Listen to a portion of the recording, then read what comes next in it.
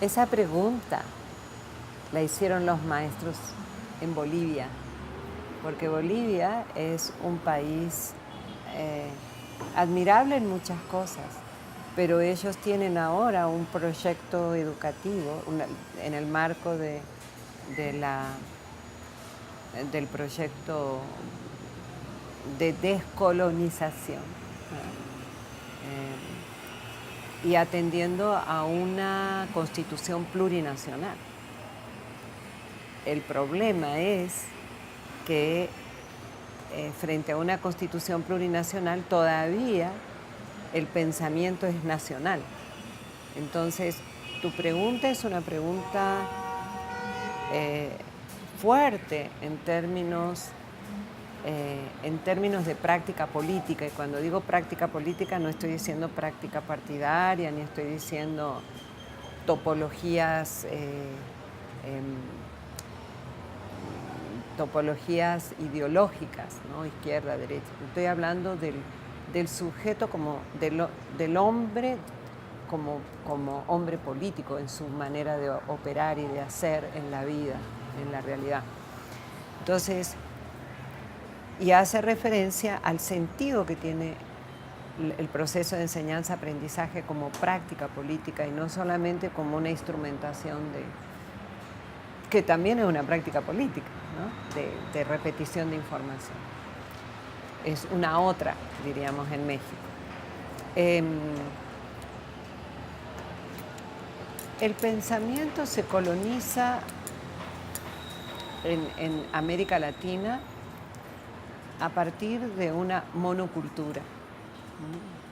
Y esa monocultura hace que, como tan maravillosamente hacen ustedes ahora con la cámara, que la mirada se empieza a fijar en un solo punto. Y entonces, de tanto fijarse en un mismo punto, como en un mismo ángulo de mirada, cree que todo es eso que está mirando, ¿no? Y eso es intencional, es intencional.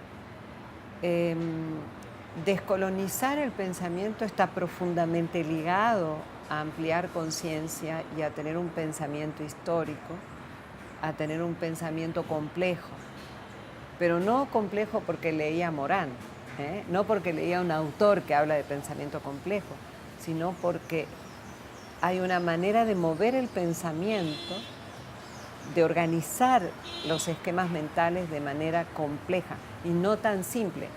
Tan simple, es esto porque es lo que veo, sino que esta manera de poner bajo sospecha lo que veo, y cuando digo poner bajo sospecha no estoy hablando en un sentido amenazante, estoy hablando en un sentido teórico-metodológico. Hay teóricos de la sospecha, los grandes teóricos de la sospecha, Freud, Nietzsche, ¿no? Y bueno, Marx, en un texto muy interesante del cual habla Foucault también, ¿no? Bueno, poner bajo sospecha es preguntarme si lo que estoy mirando es realmente lo que es. Y como no lo sé, tengo que cambiar de ángulo.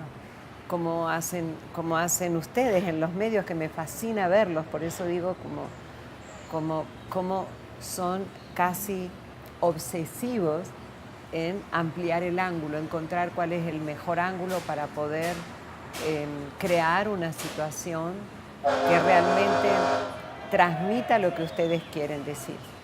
Eso es descolonizar el pensamiento, es hacer que el pensamiento salga del punto fijo, de la mono mirada, que hace que haya una monorrealidad. Y la realidad es muy compleja, muy compleja. El gran desafío es saber leer la complejidad de esa realidad. Eso era la gran apuesta de Semenman y es la gran apuesta del instituto, del IPECAL, ¿no? ¿Cómo hacemos para...? Porque el problema es del sujeto, no es del diseño curricular. Y a veces se gastan muchos dineros para cambiar los diseños curriculares y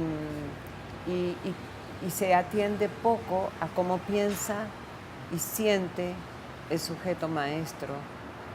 En ese sentido creo que es muy interesante lo que ustedes están haciendo acá en MOVA. Yo no conozco cómo se creó, qué pasó. Conozco lo que yo estoy haciendo en este momento y me parece magnífico porque los invitados que me antecedieron, eh, o sea, la gente que está viniendo es gente que tiene una perspectiva como esta y busca estar en contacto con el maestro y preguntarle al maestro y ver otras posibilidades, como en la experiencia de San Cristóbal, donde el eje es la diversidad, cuando la monocultura nos enseña la homogeneidad.